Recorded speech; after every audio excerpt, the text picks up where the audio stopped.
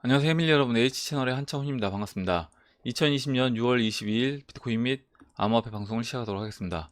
먼저 댓글로 좋은 의견과 질문, 정보 공유해주신 분들에게 감사 말씀드리고, 오늘 순서는 먼저 차트를 금차트, 비트 도미넌스, 그리고 리플, 달러 차트와 BT 차트 이렇게 이제 간단하게 살펴보고, 다음으로 이제 기사를 리플맨님, 짜로우님, 비니파파님이 올려주신 기사와 그리고 오늘은 이제 페이 아이디에 대해서 좀 중점적으로 이야기를 해보도록 하겠습니다.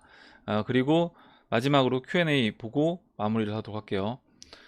그러면 순서로 들어가서 먼저 금 차트부터 보도록 하겠습니다. 금 차트 현재 1771달러에 위치를 하고 있고, 지금 이제 금 차트가 보시는 것처럼 이제 21일 평선과 51일 평선이 이렇게 만나면서 살짝 이제 데드 크로스가 날려고 했어요. 데드 크로스가 날려고 하는 상황에서 보시는 것처럼 지금 이제 상승을 해주면서 이 채널 4분의 3 라인을 넘겼습니다. 넘겼고, 지금 보시면 이제 여기서 이제 21일 평선이 바로 돌아 나가면 21일 평과 51일 평선이 만났다가 바로 이제 상승을 해주는 그런 모습인데, 지금 이 모습이 제가 이때 이제 모습과 이때 모습의 약간 축소형이다. 그래서 이때도 마찬가지로 20일과 50일이 이때는 이제 데드 크로스가 만들어졌다가 데드 크로스가 나고 바로 이제 돌려 세우면서 상승을 해주고, 이때 이제 계속 넘지 못했던 이 1680달러 이 라인을 이제 돌파를 시켰습니다. 돌파시킨 이후에 지금 이게 4월 달에 돌파를 했던 건데 거의 한 2달 정도 여기서 이제 시간을 보내는 거죠. 보내고 지금 다시 이 똑같은 패턴을 만들어 주면서 작게 똑같은 패턴을 만들어 주면서 다시 이 채널 4분의 3 라인을 돌파를 하고 있다. 이렇게 이제 보시면 되고, 이 채널 4분의 3 라인 돌파한 다음에 또 이제 뭐 바로 상승을 쭉 해줄지, 아니면 돌파하고 좀 더 이제 쉬면서 에너지를 모으고 다시 이제 상승을 해줄지, 그 부분을 이제 지켜보면 될 것 같은데, 우선은 이제 좀 주요 저항 라인인 채널 4분의 3 라인이 돌파가 됐기 때문에 전체적인 큰 그림에서 일단 금 차트도 주봉 차트를 놓고 본다라고 하면 지금 현재 위치가 주봉에서 이제 완전히 이렇게 정배열을 만들어 줬다라고 했습니다. 그리고 지금 이 주봉에서 이제 이 위치가 금 차트 같은 경우는 지금 이 2000년대 초반 이때 이제 모습이라고 이제 말씀을 드렸고, 이때 이 채널 4분의 1 라인을 넘기 직전에 이때도 마찬가지로 시간을 여기서 굉장히 이제 많이 보내고 그 다음에 넘어갔습니다. 근데 넘어가고 보시면 돌파한 이후에도 좀 이 부분 이제 확대해서 볼게요. 보면 돌파하고 한번 또 눌러주고 그 다음에 이렇게 이제 급등을 해서 다음 이 채널 중반까지 올라와 줬습니다. 그래서 지금 위치가 이제 이 정도 라인에서 이 채널 4분의 3 라인을 넘었던, 이때 이제 채널 4분의 1인데요.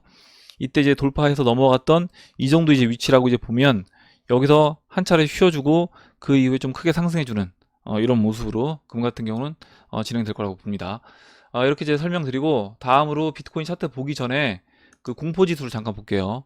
비트코인 그 공포지수를 잠깐 보면 지난번에 이제 중립이었었는데 지금은 이 공포 단계로, 물론 이제 극심한 공포 단계는 아니지만 이 수치가 38로 공포 단계로 들어왔습니다. 다음 이제 그럼 주봉 비트코인 차트 보도록 하겠습니다.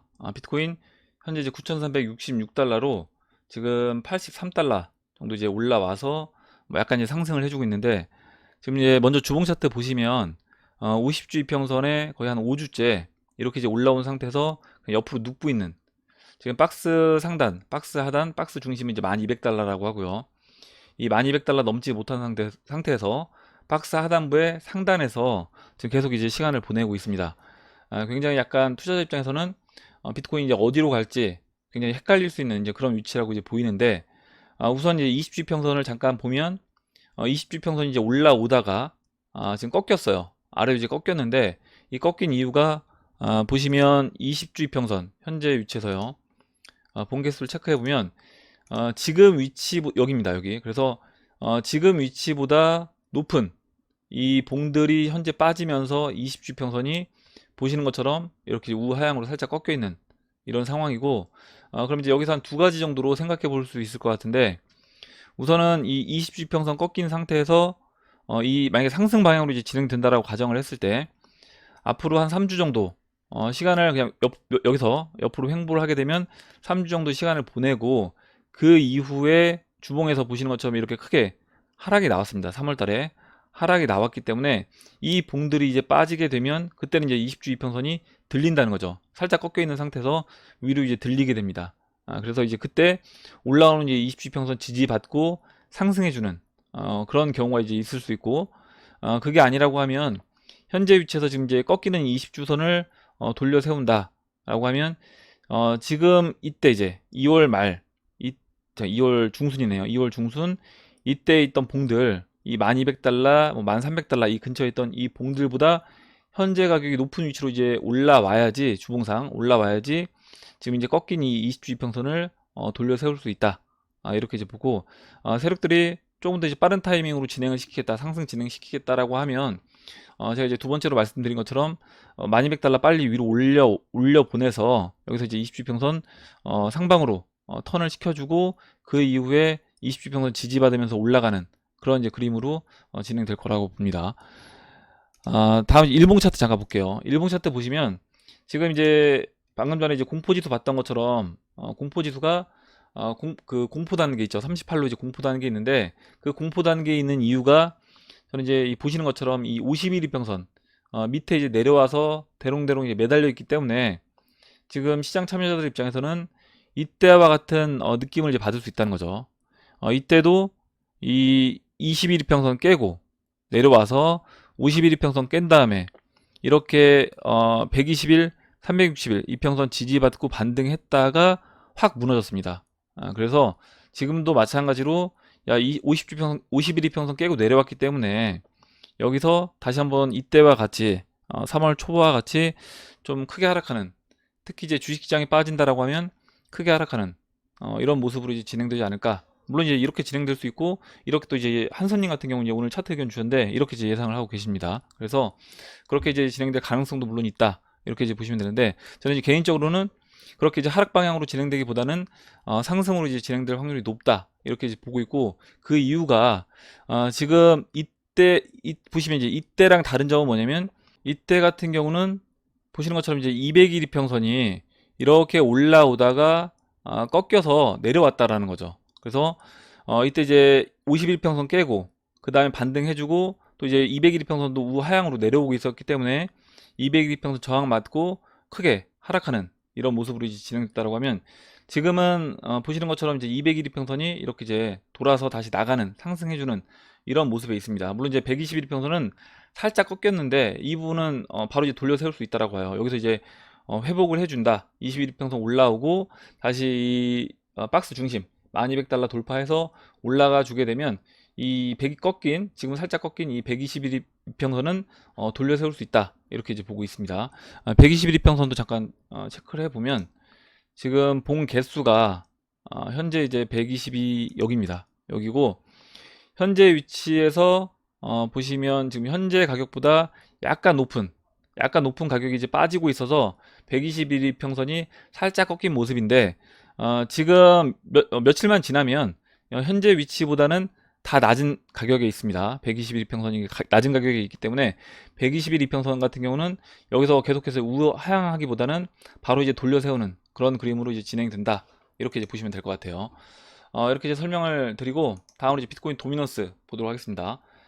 비트코인 도미넌스 먼저 주봉에서 보시면 지금 이제 20주평선에 약간 지지받고 있는, 그리고 20주평선이 이렇게 내려오다가 살짝 턴에서 돌아나가는 이런 이제 모습에 있다는 거죠. 그래서 20주평선 지지받고 다시 이제 반등을 해줄 것인지, 아니면 지금 이 상승 채널의 하단부를 살짝 이제 이탈을 했습니다. 그래서 이제 이탈을 했기 때문에 여기서 이제 꺾여서 내려올 것인지, 저는 이제 내려올 거라고 보고 있는데, 보시면 이제 50주평선이 보시는 것, 올라오던 50주평선이 이렇게 수평으로 이제 만들어지고 꺾여서 우하향하려는 그런 이제 모습에 있고요.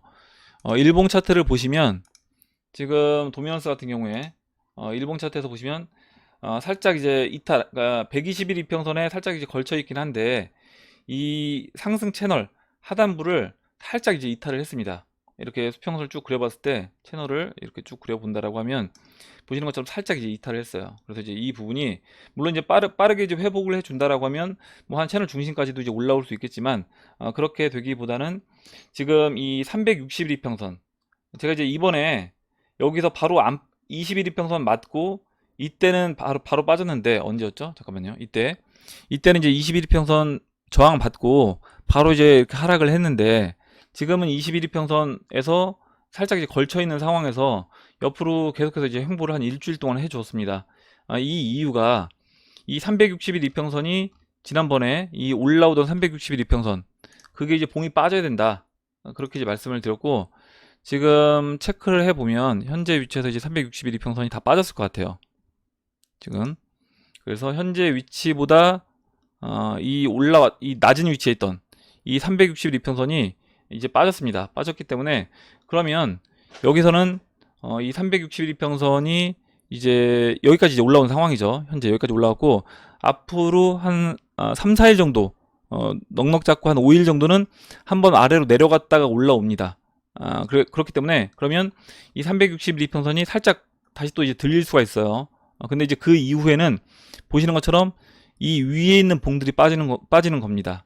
그러면서 이 361 이평선이 이제 우하향에서 크게 이제 돌아나가는, 이 200일 이평선이 이렇게 우하향에서 꺾였던 것처럼 361 이평선도 이제 꺾이는 거기 때문에, 이 비트코인 도미넌스 같은 경우는 하락하는 그런 모습으로 이제 진행될 확률이 높다, 이렇게 이제 보고 있고, 이 비트코인 도미넌스가 하락을 할 때, 그때 이제 비트코인이 상승할 것이냐 하락할 것이냐, 이게 이제 중요한데, 비트코인 도미넌스가 하락한다는 얘기는 우선은 이제 알트코인들이 비트코인 상승률보다 크다는 거죠.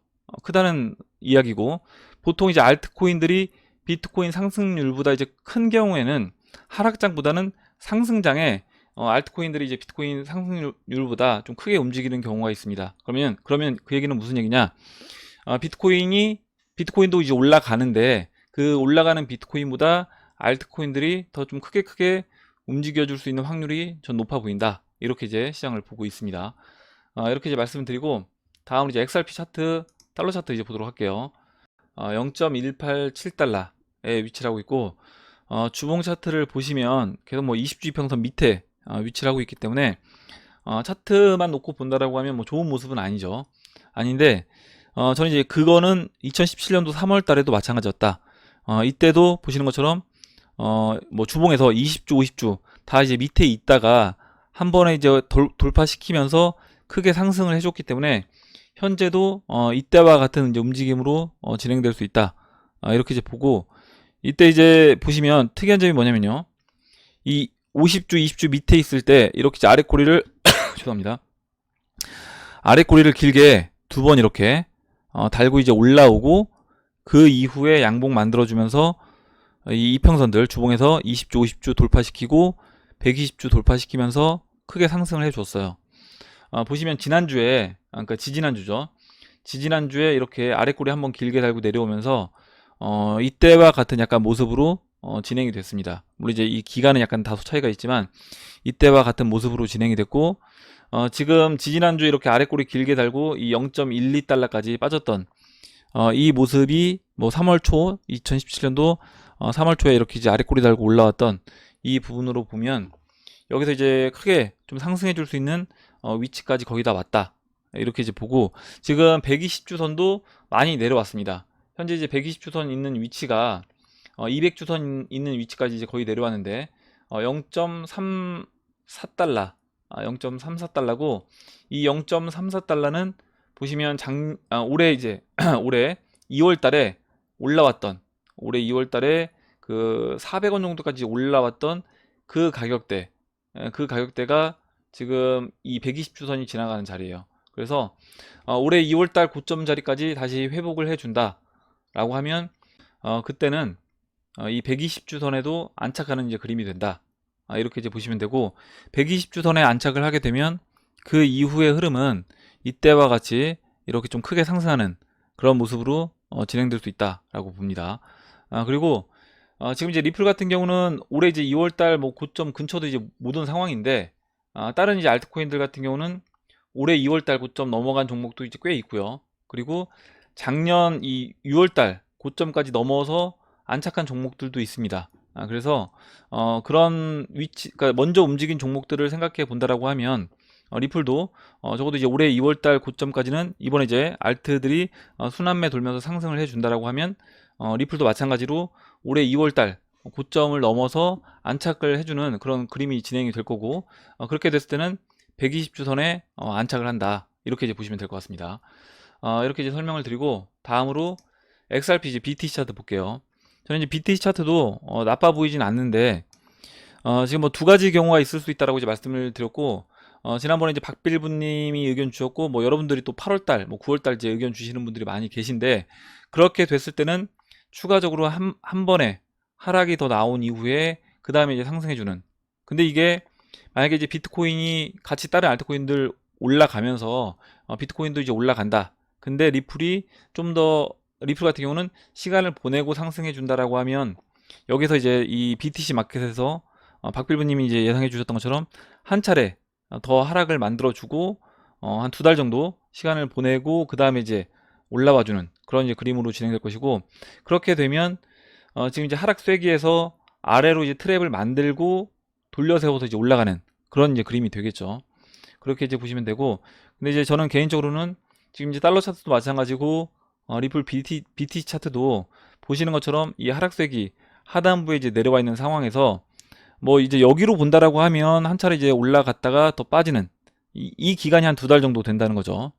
뭐 그렇게 이제 될 수도 있는 거고, 만약에 이제 지금 있는 위치가 이때 이제 양봉 한번 나왔던 게, 이때 이제 양봉 2주 동안 양봉 나왔다가 떨어졌던 뭐 그런 위치라고 하면, 그러면 지금 이 하락세기 하단 추세 라인에 이제 걸려 있는 상황에서 여기서 이제 지지받고 바로 이제 상승을 해주는 그런 모습으로도 진행될 수 있다, 이렇게 이제 보고 있습니다. 이렇게 이제 차트 설명을 드리고, 한선님이 차트 의견 주신 거를 보도록 할게요. 비트코인 최악의 시나리오 써주셨고, 차트를 두 개를 올려주셨습니다. 개인적으로 가능성이 상당히 높다고 판단하고 있습니다. 17년 상승폭이 컸던 만큼 17년 이후 조정 파동이 아직 끝나지 않았으며 현재 조정 C파 중 마지막 하락 5파동이 시작되고 있다고 보는 견해입니다. 이렇게 적어주셨고, 지금 이제 한선님이 차트 의견 주신 거를 이제 보면요, 지금 2017년도 18년도 고점 찍고 2019년도 초까지 하락을 했던 이게 이제 A파, 그 다음에 2019년도 초에 6월달까지 올라왔던 이 13,900달러까지 올라왔던 이게 B파 상승, 그리고 다시 이제 A파, B파, C파 조정을 해야 된다. 그리고 이제 이 C파 조정은 보시는 것처럼 이렇게 이제 이 C파 조정도 여기 안에 이제 하락, 그 A파에 보시면 1파, 2파, 3파, 4파, 5파 나눠서 이제 본 것처럼 마찬가지로 이 빨간색 1파, 2파, 3파, 4파, 5파가 나눠져 있다. 그래서 지금 지금 어디까지 진행됐냐면 3파와 4파 상승까지 나온 겁니다. 그리고 마지막 이제 5파동, 이 하락 마지막 5파, 이때 크게 이제 하락했던 이 3,000달러까지 빠졌던 이 하락이 아직 남아 있다. 그래서 이제 이렇게 빠졌을 때 1,846달러까지 마지막 이 5파가 나올 수 있다. 이 5파는 그러니까 이 큰 A파, B파, 그 C파에서 이 C파의 5파가 남아 있다. 이렇게 이제 보고 계신 것 같습니다. 그래서 이렇게 차트 의견을 주셨고, 뭐 이렇게 이제 진행될 수도 있는 거예요. 그리고 이제 이 부분을 확대해서 또 이렇게 작은 소파동으로 확대해서 이제 의견을 주셨습니다.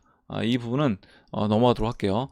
그럼 이제 의견 주신 거를 추가 부분을 또 이제 읽어보도록 하겠습니다. 20년 3월 폭락 후 상승 파동이 조정 비파와 너무 닮아 있으며 근래 고점 부근에서 횡보하는 모습 또한 조정 파동의 상부 모습과 상당히 닮아 있습니다. 아래 차트, 그러니까 올해 지금 그 3월 달에 아까 이제 제가 비트코인 차트 설명드릴 때 51 이평선 깨고 내려간 상태에서 거기서 이제 매달려 있다가 크게 하락했던 그 모습과 이제 비슷하다라고 이제 의견을 주셨는데, 저는 이제 개인적으로 그때와 다른 점은 200일 이동 평균선이 이제 그때는 우하향에서 이제 꺾여 있던 거고, 지금은 이제 200일 평선이 돌려서 상방으로 이제 진행되고 있기 때문에 그 부분에서 3월 달하고 지금은 차트 모습은 비슷하지만 20일과 50일 위치상으로 이제 비슷하지만 그 장기 평선 위치로 봤을 때는 다른 위치다, 이렇게 이제 보고 있습니다. 3월 폭락 이후 거대한 조정 파동을 그리고 있을 가능성을 열어두어야 하지 않을까 싶습니다. 17년 이후 거대하게 그려놓은 삼각수렴은 폭락을 위한 페이크로 봅니다. 추세선 채널 삼각수렴은 혼선을 주기 위해 세력이 일부러 만드는 게, 참고로 시세를 맘대로 조작하는 세력이 보조지표 따위 조작 못할까요? RSI, 스토캐스틱, MACD 등등은 비트코인과 리플에게만큼은 쓸모없지 않나 생각합니다. 프랙탈 또한 의미 없다고 보는 게 이렇게 적어주셨고, 만약에 뭐 이렇게 이제 당연히 볼 수 있고 이렇게 또 진행될 수 있는 겁니다. 저 같은 경우 이제 상승 가능성이 더 높다고 보지만 지금 한서님이 의견 주셨던 것처럼 이렇게 이제 진행될 수 있는 거고, 만약에 나는 이렇게 진행될 확률이 좀 더 높아 보인다 라고 하면 내가 이제 비중을 조절을 하면 되겠죠. 그 현금 비중을 완전 뭐 100% 만드시든지, 뭐 알 수 없는 거기 때문에 뭐 현금 비중을 좀만 높이고 암호화폐 비중을 이제 줄여 놓는다든지 이런 식으로 포트폴리오 이제 비중을 조절하시면 될 것 같습니다.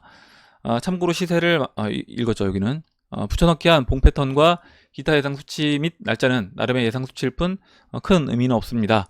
2020년 7월 8월경 코로나 여파로 부실기업 대량 부도 사태, 2020년 10월 12월경 코로나 2차 대유행, 이렇게 이제 예상하는 분들 많이 계시죠. 2021년 봄 코로나 3차 대유행, 소위 전문가들이 이야기하는 경제 충격 예상 시기입니다. 세력들의 폭락 핑계거리가 널렸네요. 저는 이제 주식시장은 지금 이제 한선님이 예상해 주신 것처럼 이렇게 이제 진행되는 게 맞다라고 봐요. 그러니까 경제 상황도 안 좋고 또 이제 제2차 코로나가 대유행하게 되면 그때는 주식시장이 다시 한번 무너질 수 있는 위치에 있다.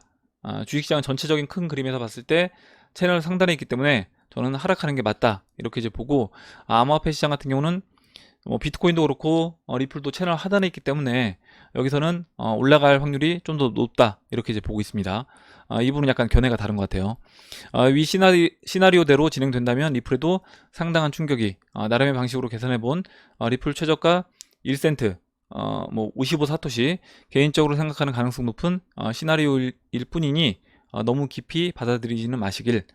그렇지만 희망회로만 주구장창 돌리기보다는 큰 하락에도 대비할 수 있는 지혜가 필요하지 않나 싶습니다.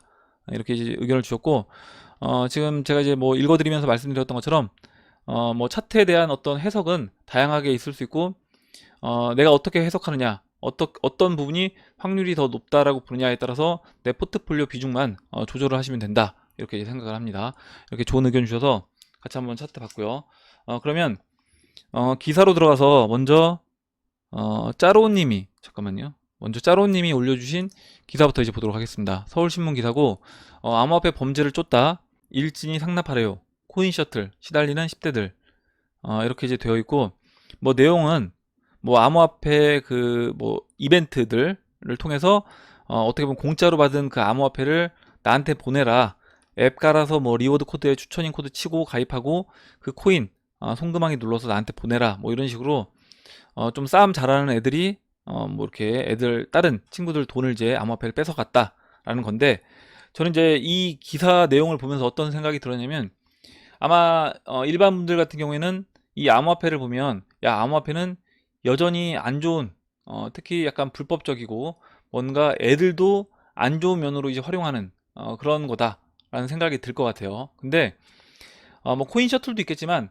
실제 돈을 뺏는다라고 했을 때는 현금을 뺏는 게 여전히 더 많을 거라고 생각을 합니다. 이 암호화폐를 뺏는 것보다는 현금을 뺏는 것이 오히려 더 많을 거다, 이렇게 이제 보고, 당연히 그렇다라고 하면 이런 기사들의 어떤 목적은 그 암호화폐에 대한 어떤 대중들의 좀 부정적인 그런 시각들을 만들어내기 위한 기사가 아닐까, 이렇게 이제 생각을 해요. 이거는 뭐 청소년 범죄뿐만 아니라 일반 성인들의 이제 범죄들도 마찬가지로 암호화폐를 통한 범죄보다는 현금을 통한 범죄가 훨씬 더 많다, 이렇게 이제 보고 있고, 오히려 암호화폐 같은 경우는 나중에는 이 암호화폐 같은 경우는 추적이 가능하기 때문에 범죄로 이용한다고 하더라도 그 부분을 해결할 수 있는 여지가 훨씬 높은 게 현금보다는 암호화폐다, 이렇게 이제 생각을 합니다. 이렇게 이제 올려주신 기사를 봤고요. 다음 기사는 비니파파님이 써주신 기사인데, 포브스 편집장 비트코인 금융 시스템 안정화에 도움될 것, 스테이블 코인의 주목, 이렇게 이제 되어 있고요. 밑에 이제 내용을 잠깐 살펴보면 코인 리더스 기사입니다. 포브스는 암호화폐 시장의 향후 전망에 대해 앞으로 스테이블 코인이 호황을 맞이하며 투기적 자산보다 우위를 점할 수 있을 것이다. 특히 디지털 화폐 및 관련 프레임워크 개발을 위한 작업을 고려한다고 보면 페이스북의 디지털 화폐 리브라나 아마존이 개발한 암호화폐 아마존 코인 가칭이에요 등이 향후 암호화폐 시장을 주도할 수도 있을 것이라고 내다봤다. 앞서 지난해 6월 28일 암호화폐 미디어 코인 텔레그래프에 따르면 포브스 회장은 마크 저크버그 페이스북 CEO에게 보낸 공개 서한에서 리브라는 달러를 대체할 수 있는 잠재력을 가진 암호화폐라고 높이 평가하면서 달러 기반이 아닌 금을 기반으로 한 스테이블 코인이 되어야 한다고 주장했다. 그는 근본이제 기반의 스테이블 코인이 전 세계에 통용될 수 있는 진정한 스테이블 코인이라고 강조했다. 이렇게 이야기를 했습니다. 맞는 이야기를 했어요. 맞는 이야기를 했는데 지금 포브스 이 회장 입장에서 봤을 때는 포브스는 딥스테이트 세력이 주류 언론을 다 장악하고 있습니다. 포브스도 마찬가지로 이 딥스테이트들이 이미 이제 장악한 그런 미디어라고 이제 보시면 되고, 마크 저커버그가 이끌고 있는 페이스북도 마찬가지로 딥스테이트 라인이다, 이렇게 이제 보시면 돼요. 그러면 이 포브스 회장 입장에서 봤을 때는 당연히 이 마크 저커버그의 이 리브라가 세계 단일화폐가 되는 것이 그들에게도 유리하게 작용될 거다, 이렇게 이제 생각을 할 것 같습니다. 그리고 법정화폐가 이제 계속 풀리기 때문에 앞으로 달러를 기반으로 한 그 스테이블 코인인 리브라가 아니라 금을 기반으로 한 스테이블 코인인 리브라가 되어야 한다, 이렇게 이제 생각을 하고 있는데, 저는 뭐 이 포브스 회장의 뜻대로는 되지 않을 거다, 이렇게 이제 보고 있고, 다만 이제 이렇게 이야기한 부분은 맞다라고 생각을 해요. 그래서 앞으로 이제 그림이 어떤 식으로 이제 진행이 되느냐 살펴보면 우리가 이제 계속 보고 있는 이제 이 그림대로 될 거라고 봅니다. 각각의 어떤 플랫폼들이 자신의 그 생태계 네트워크 안에 있는 그 플랫폼 안에 있는 어떤 이제 스테이블 코인을 만들 것이고요. 그 스테이블 코인을 만드는데 이 스테이블 코인들이 각각 어떤 이 아마존이면 아마존 코인, 페이스북의 리브라면 리브라, 이 안에서는 이 생태계 안에서는 자유롭게 이제 쓰일 수 있다는 거죠. 근데 이 생태계를 벗어나기 위해서는 결국에 이 모든 플랫폼들이 각각의 은행들이 그 가치를 이제 인정해 줄 수 있는, 신뢰할 수 있는 그 중심이 되는 코인으로 교체가 돼야 된다. 그리고 이제 그게 아까 포브스 회장이 이야기했던 금을 기반으로 한 스테이블 코인, 그것이 되어야 한다, 이렇게 이제 보고 있고, 그 중심에 XRP가 있다라고 생각을 합니다. 그래서 금을 기반으로 해서 XRP를 연결을 시키고요. 그 XRP를 기반으로 해서 스테이블 코인을 만든다. 그러면 결국에 그 XRP를 기반으로 해서 만든 스테이블 코인이 보시는 것처럼 이제 금을 기반으로 만든 스테이블 코인이다, 이렇게 이제 보시면 될 것 같습니다.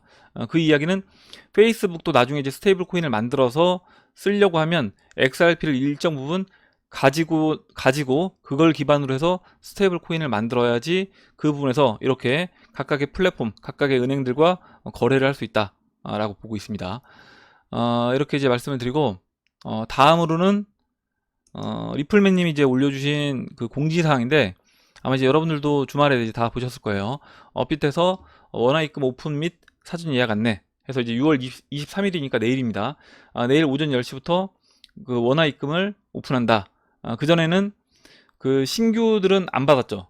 신규들은 이제 그 기존에 이제 이 기업은행 계좌를 만들어서 거기로 원화입금을 해서 이 업빗을 사용할 수는 없었습니다. 그러니까 암호화폐를 업빗으로 보내서 내가 사용할 수는 있었지만 원화입금은 안 됐다는 거죠. 근데 이제 그 부분이 해결이 된다. K뱅크를 통해서 그 부분을 이제 해결했다, 이렇게 이제 보시면 되고, 박필부님이 이제 의견을 주셨는데 2017년도에도 10월 달에 업비트가 신규 오픈하면서 그때부터 비트코인이 한 5배 정도 상승을 했고, 10월 달부터 이제 비트코인 5배 상승하고, 그 이후에 12월 달에 여러분들도 다 아시다시피 알트코인들이 이제 펌핑이 나오면서 그때 이제 완전한 어떤 불장으로 이제 진입을 했기 때문에 지금 이 업빗이 6월 23일에 다시 이제 신규를 이 원화입금을 가능하게 한다라는 거는 어떻게 보면 앞으로 이제 불장을 좀 예고하는 게 아닐까, 이렇게 이제 볼 수도 있을 것 같습니다. 이렇게 이제 리플맨님이 올려주신 공지사항을 이제 봤고요. 그러면 페이 아이디로 이제 들어가서 페이 아이디 설명을 잠깐 드리도록 하겠습니다. 우선 이제 페이 아이디 기사부터 이제 보도록 할게요. 블록인프레스 기사고 6월 19일자 기사입니다. 리플 코인원 등 참여한 오픈 페이먼트 연합이 공개한 페이 아이디는 이렇게 되어 있고요. 기사 내용을 쭉 한번 읽어볼게요. 페이 아이디는 기존 금융 시스템의 핀테크 기술을 접목시키는 결제용 오픈 소스다. 세계 최초로 모든 기업을 통합할 수 있는 하나의 표준, 이 스탠다드를 기반으로 운영된다. 글로벌 접근 및 적용 가능한 표준은 페이 아이디가 처음이다. 페이 아이디는 은행 결제 및 송금 서비스 제공업자, 전자지갑 서비스 공급자 등 누구나 이용 가능하다. 기업의 경우 페이 아이디 사용 시 더 많은 네트워크와 소비자에게 접근할 수 있다. 각국의 법정 통합뿐만 아니라 암호화폐 거래 등에도 활용 가능해 사업 확장성을 높여준다. 이 부분이 지금 방금 전에 봤던 이 그림하고 동일하다라고 보시면 될 것 같아요. 지금 각각의 어떤 이런 각각의 플랫폼들과 이제 은행들이 지금 이제 이 기사에서 나왔던 것처럼 법정화폐뿐만 아니라 각각의 이제 암호화폐들도 이 페이 아이디를 통해서 쉽게 보낼 수 있고 더 많은 네트워크와 소비자에게 접근 가능하게 해준다라는 겁니다. 그러면 지금 이 페이 아이디를 통해서 모든 통화에 모든 플랫폼과 모든 은행에 어떤 브릿지 역할을 해줄 수 있다. 그렇게 이제 보시면 될 것 같아요. 계정은 이메일 형식, 유저, 달러 표시, 그 다음에 도메인 .com으로 이제 구성된다. 기존의 은행 계좌나 라우팅 번호, 신용카드 번호 같은 기계적인 숫자 나열과 달리 한눈에 파악할 수 있다. 이 부분도 이제 잠시 뒤에 말씀을 드릴게요. 모든 금융기관에 동일하게 적용된다는 점도 특징이다. 서로 다른 은행이나 금융 애플리케이션을 사용하는 송수금자가 통일성 없는 계정 때문에 감수했던 불편함을 해소할 수 있다. 이게 이제 글로벌 스탠다드가 됐다라는 겁니다. 페이 아이디는 오픈 소스를 통해 대형 금융기관과 모빌리티 애플리케이션, 인터넷 은행 기업 등 업계 전반에 걸쳐 요구되는 보안과 개인 프라이버시 확보 방안까지 통합 가능하다. 미국 재무부 산하 금융범죄 단속 네트워크 핀센과 국제자금 세탁 방지기구 FATF의 권고사항을 모두 충족시키기 위해 엔드투엔드 방식의 트래블룰이 거래자 신원 정보 제출 의무화 규제, 이 준수 방안도 제공을 하는 거예요. 이 페이 아이디 안에서. 리플의 오픈 플랫폼 엑스프링의 이던 비어드 수석 부사장은 페이 아이디가 바로 결제용 오픈 네트워크 구축의 시작이다 라며 페이 아이디와 같이 송수금 절차를 간소화한 결제용 오픈 네트워크는 전 세계인을 위한 디지털 결제 성장 및 활용을 가속화할 것이라고 설명했다. 이렇게 되어 있고, 지금 제가 기사 내용을 다 읽어드렸습니다. 거의 다 이제 읽어드렸는데, 그만큼 내용이 이제 중요하기 때문에 제가 이제 다 읽어드린 것이고, 이 부분이 좀 이해가 안 되신다라고 하면 꼭 이제 다시 한번 이 기사를 제가 오늘 설명란에 걸어놓을 테니까 꼭 한번 읽어보시고, 충분히 좀 이해되실 때까지 이 기사 내용을 한번 읽어보시면 좋을 것 같아요. 굉장히 이제 저는 중요한 내용이 다 들어가 있다라고 생각을 합니다. 그리고 페이아이디 홈페이지인데 그 payid.org입니다. 여기 이제 들어가시면 이 비전이 나와 있어요. 지불은 더 쉬워야 한다. 오늘날 우리는 전화, 노트북 또는 스마트홈을 통해 전 세계 수십억의 사람들과 기업의 사진, 메시지 또는 비디오를 즉시 보낼 수가 있습니다. 그러나 간단하고 빠른 결제는 여전히 불가능합니다. 전 세계 단일 네트워크가 있는 전자메일 및 문자 SMS와는 달리 지불 인프라는 서로 통신하지 않는 수백 개의 격리된 네트워크로 구성됩니다. 이 이야기가 아까 이제 봤던 이 각각의 네트워크들이 있다라는 겁니다. 각각의 네트워크들이 존재하고 분리가 되어 있다. 근데 이제 이 분리되어 있는 것을 XRP가 중심에서 브릿지 역할을 해주면서 각각의 플랫폼들을 다 연결을 시켜준다. 이렇게 이제 보시면 되고, 어디까지 읽었죠? 잠깐만요. 예. 이동통신사 간에 메시지를 보낼 수 없는 경우 각각의 문자 메시지가 얼마나 적게 전송되는지 상상해 보십시오. 결제를 이메일로 보내는 것만큼 원활하다면 전 세계에서 더 빠르고 쉽게 더 많은 결제를 할 수 있습니다. 이게 이제 페이 아이디의 이제 비전이고요. 사용 사례는 뭐 다양하게 이제 사용이 될 건데, 그냥 개인들 간에 이 피어투피어 결제에도 이 페이 아이디가 사용이 되고, 전자상거래 결제, 그리고 구독 결제, 뭐 우리 정기적으로 구독하는 이런 부분에도 이 페이 아이디가 쓰일 수 있다. 그리고 송장 지불에도 페이 아이디가 앞으로 이제 쓰일 수 있다. 이렇게 이제 사용 사례가 나와 있고, 자주 하는 질문에서 몇 가지만 이제 살펴보도록 할게요. 그럼 이제 페이 아이디가 뭐냐? 페이 아이디는 사람들이 모든 지불 네트워크를 통해 모든 통화로, 그러니까 어떤 통화든 상관없이, 이게 법정화폐든 암호화폐든 상관없이 모든 통화로 쉽게 돈을 주고받을 수 있도록 하는 개방형 범용 지불 식별자입니다. 이렇게 되어 있고요. 페이 아이디는 그럼 누가 사용하냐? 돈을 주고받는 모든 비즈니스는 페이 아이디를 사용하여 각 고객에게 모든 지불 네트워크에서 작동하는 단순하고 사람이 읽을 수 있는 아이디를 부여할 수 있다. 더 많은 네트워크 범위로 더 쉽게 지불할 수 있다. 그러니까 아까 이제 보셨던 각각의 플랫폼들, 각각의 이제 비즈니스 주체들이 이 페이 아이디를 이용해서 사람들 간에 돈을 보낼 수 있는 그런 아이디를 만들어 준다라는 겁니다. 페이 아이디는 공개 표준이므로 누구나 페이 아이디를 기반으로 구현 및 확장을 구축할 수 있습니다. 페이 아이디를 사용하는 회사를 보십시오 하면 이제 연결되면 지금 이제 처음에 참여하는 회사들이 쭉 나옵니다. 이 부분은 넘어갈게요. 페이 아이디는 국제결제 규정을 어떻게 준수합니까? 저는 이제 이 부분도 굉장히 중요하다라고 생각을 합니다. 페이 아이디는 단일 솔루션을 규정하지 않고 설계상 유연하고 구성 가능하므로 거래 참여자가 자체 정책을 구현할 수 있습니다. 그러니까 각각의 나라별로 법이 다를 것이기 때문에 그 각각에 맞는 정책에 맞게끔 변경할 수 있다는 겁니다. 그리고 페이 아이디는 기업이 이 트리사 프로토콜, 이거 뭔지 잘 모르겠어요. 트리사 프로토콜과의 고유한 통합을 통해 현재 핀센 규칙 및 FATF 지침을 포함하여 전 세계 관할 지역에서 필요한 여행 규칙 기록을 충족하도록 돕는, 아마 여행 뭐 관련된 이야기인 것 같아요. 돕는 간단한 확장 기능을 제공한다. 페이 아이디는 또한 사용자와 서비스 모드에 대한 다른 규정 준수 솔루션을 개선하는 데 사용할 수 있다. 그래서 이제 법적으로 문제되는 부분도 다 이제 페이 아이디로 해결할 수 있다라는 겁니다. 여행 규칙 맞는 것 같아요. 여행 규칙에 대한 페이 아이디 및 그 트리사에 대해 자세히 알아보십시오. 이렇게 되어 있고요. 페이 아이디를 시작하려면 어떻게 해야 합니까? 페이 아이디는 오픈 소스이며 몇 줄의 코드로 쉽게 설정할 수 있습니다. 앞으로 이제 페이 아이디는 그 각각의 이제 플랫폼 비즈니스 주체들이 자신들이 입맛에 맞게끔 이 부분을 코드를 가지고 사용을 할 거다, 이렇게 이제 보시면 될 것 같고요. 그럼 누가 이 웹사이트를 개발했습니까? 이 웹사이트의 컨텐츠는 페이 아이디의 초기 채택자인 리플이 오픈 페이먼트 코얼리션과 협력하여 개발했습니다. 리플이 중심이 돼서 이 페이 아이디를 여러 업체들과 같이 협력해서 개발했다, 이렇게 이제 보시면 될 것 같아요. 그래서 지금 제가 페이 아이디에 대해서 이 홈페이지에서 내용들을 이제 몇 가지를 이제 말씀을 드렸는데, 그러면 이제 사용 사례를 어떤 식으로 이제 사용이 되는지 그 부분을 잠깐 이제 보여드리도록 하겠습니다.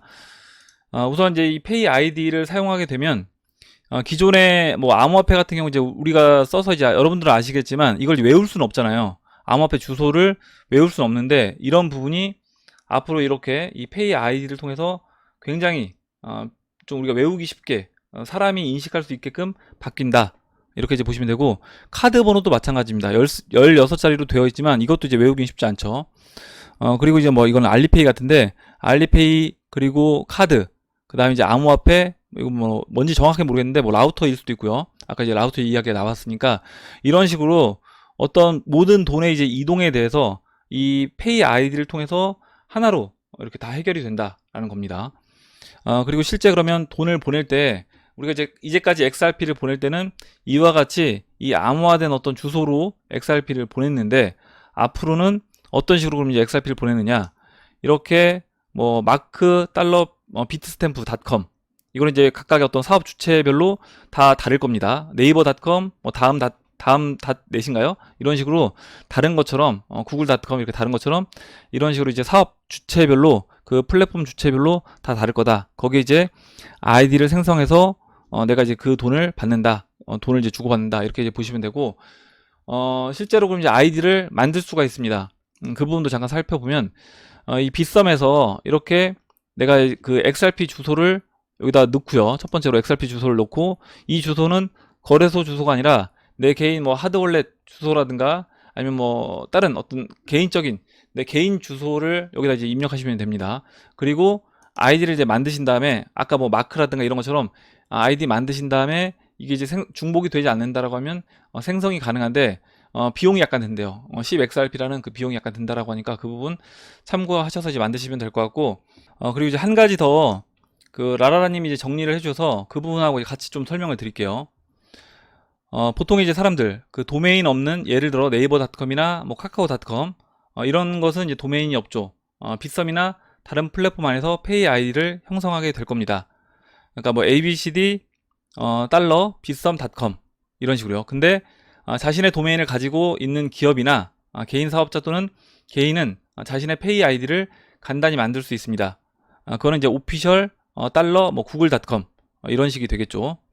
이게 이제 무슨 얘기냐면, 각각 이제 사업 주체별로 지금도 뭐 회사에 근무하시는 분들은 그 회사에서 준 그 각각의 이제 비즈니스 주체별로 만든 그 도메인 주소를 뒤에다 이제 붙여서 사용을 하는데, 이 부분도 앞으로 이제 그렇게 된다라고 이제 보시면 되고요. 거기에 각각의 이제 아이디를 앞에 쓴다라고 보시면 될 것 같습니다. 페이 아이디의 펀딩 멤버로 예를 들면 A 업체 코인원 한국의 라라라가 페이 아이디를 만듭니다. 라라라 달러 coinone.co.kr 그 비업체 뭐 브레이브 브라우저 미국의 브레드가 만든다라고 하면 브레드 달러 브레이브.com 뭐 이렇게 되겠죠. 라라라가 다이렉트로 브레드에게 10,000원이든 15불이든 300XRP든 뭐 1BTC든 보냅니다. 어떤 돈이든 다 보낼 수 있다라는 거예요. 그리고 그 안에서 이 돈이 가는 과정 그 부분은 페이 아이디 안에서 그 부분이 다 전환이 돼서 돈이 갈 거다 이렇게 이제 보시면 되고, 그게 저는 이제 XRP를 통해서 움직인다라고 보고 있습니다. 메일 주소 알면 네이버에서든 지메일에서든 야후에서든 서로 메일을 쉽게 주고받듯이 페이 아이디만 알면 어느 나라 어느 플랫폼에서든 가치를 쉽게 주고받을 것 같습니다. 아까 이제 페이 아이디 홈페이지에 나와 있던 것처럼 사진이나 동영상, 우리가 이제 글 같은 거, 서류 같은 거 이런 것을 그 이메일을 통해서 누구에게나 주고받습니다. 그 사람이 어떤 플랫폼에 이제 이메일을 쓰든지 상관없이 다 주고받아요. 그런 것과 같이 마찬가지로 앞으로 어떤 화폐든 어떤 법정화폐든 어떤 암호화폐든 아니면 그게 증권이 될 수도 있는 겁니다. 아니면 부동산을 뭐 토큰화한 것이 될 수도 있고요. 이런 것들을 내가 손쉽게 주고받을 수 있다. 페이팔이 성공한 게 이메일로 달러 송금이 가능케 한 건데, 페이팔은 그 안에서만 달러 송금이 가능했다라는 거죠. 근데 페이 아이디 이건 어떤 플랫폼이건 연동이 되면 그냥 돈이면 이걸 이제 보낼 수 있다는 거니 PC나 모바일폰만 있으면 이메일처럼 전 세계 어디로든 돈을 보내고 받을 수 있는 거다. 이렇게 써주셨고요. 지금 이제 이 그림이 아까 제가 이제 계속 말씀드리는 것처럼 결국 이제 이 하나의 그림으로 이제 표현이 된다. 우리가 이 안에 이 XRP 레저라고 써있던 부분, 이게 페이 아이디를 통해서 표면으로 저는 이제 드러났다라고 생각을 합니다. 이렇게 이제 말씀을 드리고, 한 가지 더 제가 이제 정보를 좀 드리면, 이거는 뭐냐면 unstoppabledomain.com인데요. 우리가 이제 이메일 주소 말고 우리가 이제 어떤 도메인에 대해서 등록을 하잖아요. 예를 들어서 페이스북 같은 경우는 facebook.com, 삼성은 samsung.com 이렇게 하는 것처럼 이 크립토 암호화폐 시장도 마찬가지로 이 부분도 앞으로 이와 같이 등록이 가능하다라는 겁니다. 그래서 이 부분을 블록체인 도메인을 등록이 가능한데, 예를 들어서요, 만약에 제가 그 H채널로 도메인 등록을 한다라고 하면 예를 들어서 H채널 이렇게 하고 크립토로 할게요. 크립토로 하면 이렇게 이제 나옵니다. 아까 이제 결과 나왔던 것처럼 이렇게 나오고, 제가 만약에 hchannel.crypto라는 이 도메인을 이제 등록을 한다라고 하면 40불을 지불하면 이 도메인을 이제 등록을 하고, 이 등록한 도메인 그 앞에다가 달러 표시를 붙이고 거기 이제 아이디를 만들면 그 페이 아이디 아까 했던 것처럼 내가 도메인 등록해서 이제 쓸 수 있다. 이렇게 이제 보시면 될 것 같아요. 예전에 뭐 페이스북 이거는 이제 베티선님이 이제 의견 주신 건데, 그 페이스북에 fb.com이 굉장히 비싼 가격에 팔렸다라고 합니다. 그래서 그런 것처럼 앞으로 그 암호화폐 블록체인 도메인도 그와 같이 좀 어떤 특이한 도메인들 같은 경우에는 비싼 가격을 받고 뭐 판매도 할 수 있다라고 되어 있는 볼 수 있는데, 근데 제가 이제 검색을 해보니까 그런 거는 이제 이미 이게 보류가 되더라고요. 뭐냐면 이렇게 남들이 안 쓸 것 같은 거는 등록이 됩니다. 40불에 등록이 되는데, 만약에 이제 제가 페이스북을 등록한다. 페이스북 크립토를 등록한다라고 할게요. CRIPT 이렇게 등록한다라고 하면 그 facebook.crypto 같은 경우에는 이 보호된 도메인이라고 나옵니다. 그래서 아마 이제 이런 것들은 미리 누군가 이제 선정을 했거나 아니면 굉장히 좀 이제 특이한 도메인들, 그리고 이제 기존의 업체들이 있는 도메인들 같은 경우에는 여기서도 팔더라도 이제 비싼 가격에 뭔가 판매를 하겠죠. 그렇게 이제 보시면 될 것 같습니다. 이렇게 이제 설명을 드리고, 마지막으로 이제 영상을 하나를 잠깐 실제 이제 구현되는 영상을 잠깐 보여드릴게요. 이 부분도 이제 라라님이 영상을 올려주셨는데, 보시면 이렇게 그 숨 지갑에서, 잠깐만요, 다시 돌아가서 소리는 줄이고, 숨 지갑에서 XRP를 보낼 때 이렇게 뭐 1.337 XRP를 지금 잠깐 스탑하면요, 이렇게 pay 달러 wietse.com 여기로 이제 보낸다라는 겁니다. 예전에는 어떤 그 해당 주소로 보낼 때 이렇게 복잡한 이런 우리가 이제 암호화폐 주소로 암호화된 그런 주소로 이제 보냈는데, 이게 아니라 그냥 이렇게 우리 이메일 주소처럼 뭐 pay 달러 이 위트라고 읽어야 되나요? 이 wietse.com 여기로 보내면 돈이 전송이 된다. 이렇게. 그래서 이렇게 이제 돈이 보내지고, 돈을 보낼 때 추가적으로 여기에 이제 이런 이모티콘도, 아니면 우리가 글 같은 것도 이제 보낼 수 있겠죠. 내가 뭐 어떤 축의금을 보낸다라고 하면 뭐 결혼 축하해 이런 글자도 넣고 뭐 1XRP 이렇게 줄 수 있다라는 겁니다. 이걸 통해서 앞으로 이렇게 이제 보시면 될 것 같아요. 이렇게 이제 페이 아이디에 대해서 쭉 설명을 드렸고, 맨 마지막으로 제가 이제 정리한 부분을 좀 말씀을 드릴게요. 리플사가 만약에 구글이라고 하면 페이 아이디는 제가 봤을 땐 뭐 여러 가지 비유를 할 수 있고, 뭐 제 생각이 이건 틀릴 수도 있습니다. 그냥 제가 개인적으로 생각한 부분을 이제 말씀을 드리는 거니까 그냥 개인적인 의견이다 이렇게 봐주시면 될 것 같은데, 저는 이 페이 아이디가 유튜브 같은 거라고 이제 보시면 될 것 같아요. 다음 메일, 카카오톡 메시지, 유튜브 초기 시장 딱 보면 그때는 별거 없는 것처럼 보입니다. 페이 아이디도 당장 지금 등장했을 때는 사람들 반응이 좀 뜨뜻미지근하죠. 근데 저는 이게 굉장히 좀 어떻게 보면 획기적인 게 등장을 한 거다. 유튜브가 초기에 등장했던 것과 같은 그것보다 어떻게 보면 더 큰 앞으로 파급 효과가 이 페이 아이디를 통해서 나올 거다. 이렇게 이제 개인적으로 보는데, 유튜브 초기에는 개인들만 참여를 했지만 지금은 모든 미디어가 다 참여하고 있습니다.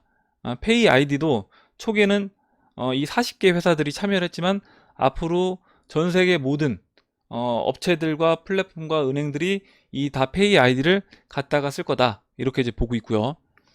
그리고 이제 트레이딩 뷰랑 비교해서 만약 본다라고 하면, 우리가 이 트레이딩 뷰에서 그 차트들을 각각의 거래소들이 트레이딩 뷰 차트를 갖다가 씁니다. 그런 것과 같이 페이 아이디도 마찬가지로 각각의 플랫폼들이 이 페이 아이디를, 그 페이 아이디에 있는 API를 갖다가 각각의 자신들에 맞게끔 사용을 한다. 이렇게 이제 보시면 되고, 트레이딩 뷰라든가 뭐 유튜브라든가 이런 것들은 뭐 국제 표준은 아니라는 거죠. 근데 페이 아이디 같은 경우는 국제 표준이기 때문에 이거는 앞으로 모든 플랫폼과 모든 은행들이 이 페이 아이디를 사용할 수밖에 없다. 이렇게 이제 보고 있습니다. 그리고 가치의 인터넷이 되면서 각각의 플랫폼들은 은행이 필요 없는 가치 저장소의 역할을 함과 동시에 이를 중간에서 연결시켜 줄 수 있는 생애 단일 화폐가 필요하다. 그리고 그것이 저는 XRP다. 이렇게 이제 보고 있습니다. 그러니까 이 그림, 저는 이제 이 그림이 다 설명해 준다라고 봐요. 각각의 이 플랫폼들이 가치 저장소 역할을 하기 때문에 앞으로 이제 기존의 은행들은 그 설 자리가 이제 줄어드는 거고, 각각의 이런 플랫폼들과 은행들을 연결시켜주는 역할을 하는 게 페이 아이디다. 그래서 이제 이 각각의 플랫폼과 은행들이 페이 아이디를 가져다가 지금 이제 거래소들이 트레이딩 뷰를 사용하는 것처럼 그런 식으로 사용을 하게 될 거다. 근데 이게 국제 표준이기 때문에 저는 사용 안 할 수가 없다라는 거죠. 이렇게 이제 보고 있고, 그 마지막으로 제가 그 금요일 날 올려드렸던 건데, 이거 이제 데이비드 숄츠가 페이 아이디에 대해서 설명을 한 겁니다. 이거 이제 좀 어렵다 내용이, 이렇게 이제 이야기해 주신 분이 계셔서 마지막으로 이제 이것만 읽고 설명을 하고 마무리하도록 할게요.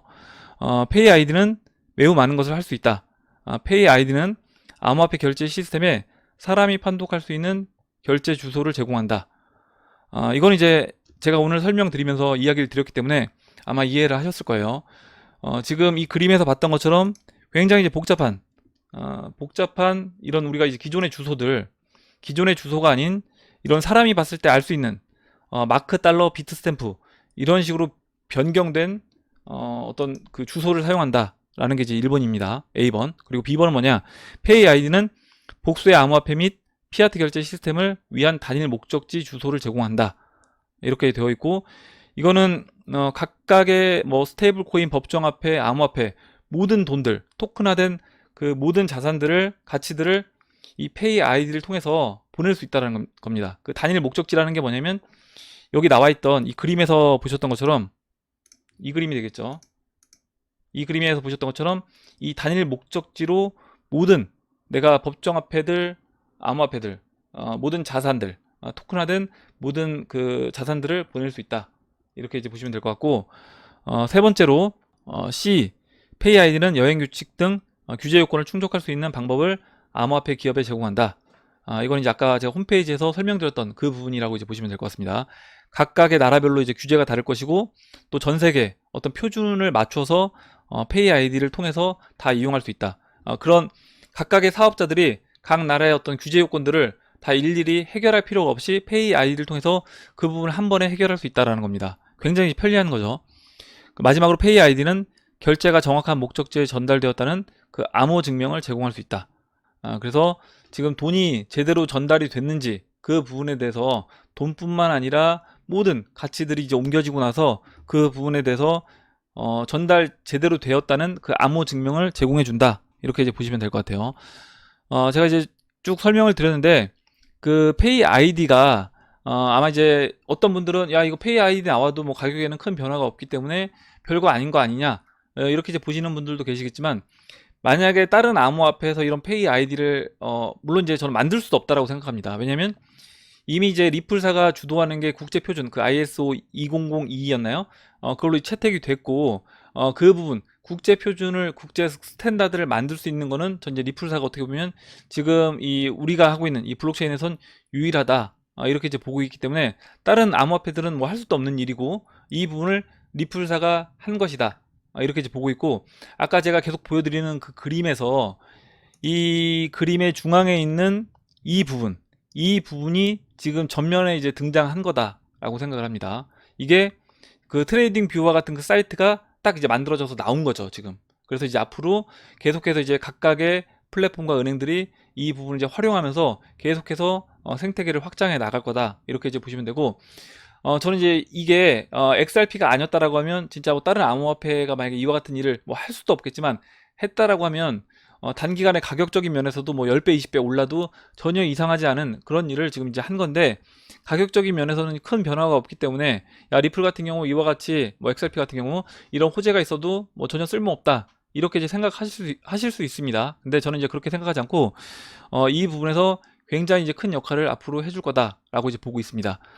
이렇게 이제 말씀을 드리고 마지막으로 제가 이제 이 부분을 그 그림으로 하나씩 표현을 해봤는데 뭐냐면 지금 페이 아이디가 등장한 것은 저는 이제 이 피닉스가 등장을 한 거예요. 근데 피닉스가 지금 등장을 했는데 아직 날아오르진 않았다라는 겁니다. 그러니까 땅바닥에 딱 그냥 서 있는 거예요. 서 있다 보니까 사람들이 페이 아이디가 딱 나왔음에도 불구하고 그냥 이게 진짜 불사조인지 아니면 이게 그냥 공작새인지 그냥 공작새 한 마리가 이제 걸어 다니는 것처럼 대중들은 지금 이제 이 페이 아이디를 보고 있다. 페이 아이디가 이렇게 나중에 올라가면서 불타오르면서 상승하는 그 모습을 보게 되면 그때는 페이 아이디가 피닉스였구나. 이 부분을 사람들도 저는 아는 때가 오지 않을까 이렇게 이제 생각을 해봤습니다. 제가 오늘 좀 영상이 길어져서 오늘은 그냥 페이 아이디까지만 하고 제가 이제 Q&A는 오늘 뭐 저녁 때 이제 시간이 되면 오후에 Q&A를 따로 이제 진행을 하든지 아니면 내일 Q&A를 같이 이제 진행을 하도록 하겠습니다. 오늘은 이제 페이 아이디까지만 설명을 쭉 드리고 마무리하도록 할게요.